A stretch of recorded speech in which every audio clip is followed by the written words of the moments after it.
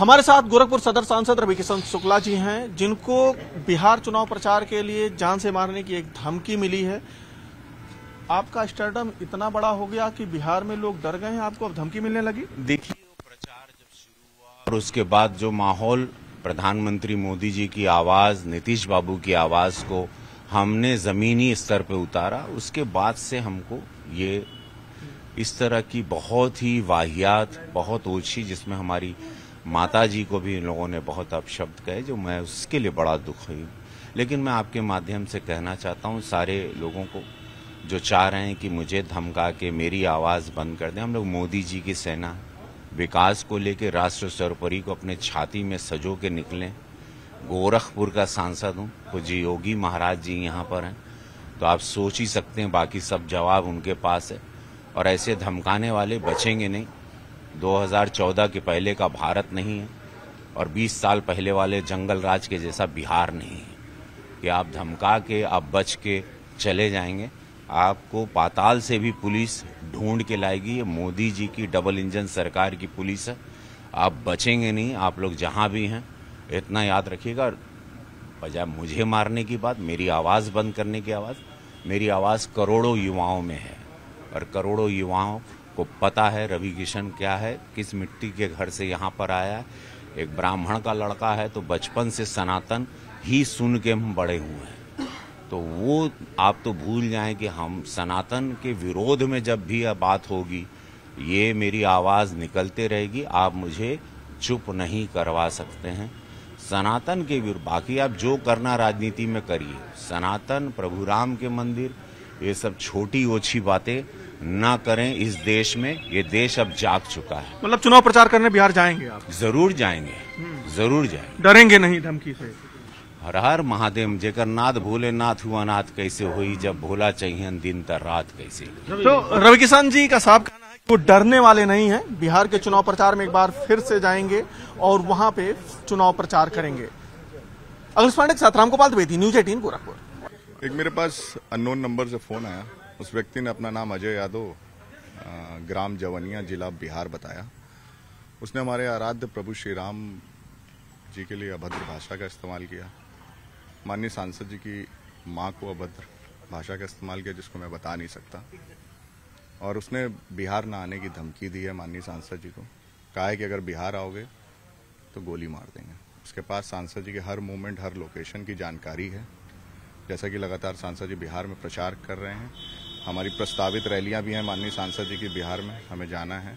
उसको मूवमेंट के बारे में मालूम है कि कब आएंगे सांसद जी यहाँ प्रचार करने। उसने सीधे तौर पे धमकी दिया कि अगर आओगे तो गोली मार देंगे, जान से मारने की उसने धमकी दी है। अब मैंने इस प्रकरण में गोरखपुर के वरिष्ठ पुलिस अधीक्षक महोदय को प्रार्थना पत्र दिया है, जिसमें उन्होंने आवश्यक कार्रवाई करते हुए मुकदमा पंजीकृत किया है। आगे कार्रवाई पुलिस प्रशासन कर रहा है और कोई भी माफिया, कोई भी गुंडा या धमकी देने वाला व्यक्ति बच नहीं पाएगा। ये परम पूज्य महाराज जी की सरकार है और महाराज जी पे हमें पूरा विश्वास है। ये जो धमकी है उससे साफ पता चलता है कि सनातन विरोधी ताकतें कितने स्ट्रांगली एक्टिव हो चुकी हैं, कितनी एक्टिव हैं।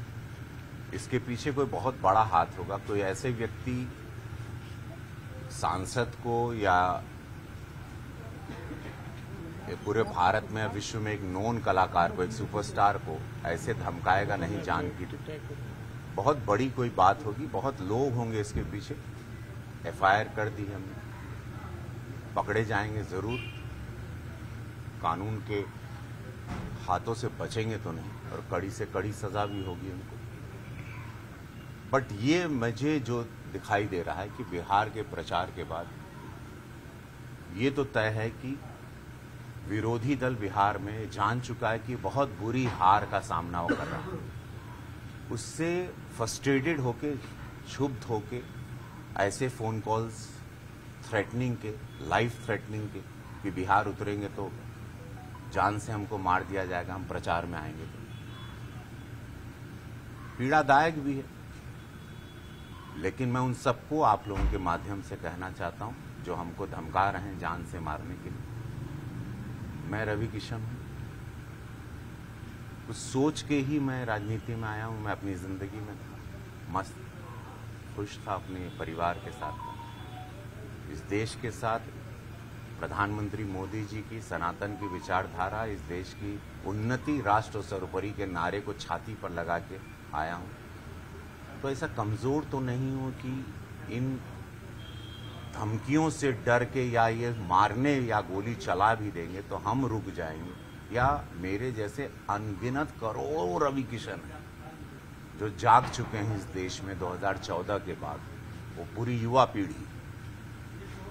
तो सबको मैं आपके माध्यम से कह देना चाहता हूं, जितने विरोधी हैं, कि आप एक रवि किशन को बंद करना चाह रहे हैं, शांत करना, लेकिन ऐसा पॉसिबल नहीं है। ये आवाज देश के लिए उठी, सनातन के लिए उठी, विकास के लिए उठी। नरेंद्र मोदी जी की आवाज है ये। मोदी जी की आवाज को नहीं दबा सकते, हम उनकी सेना हैं।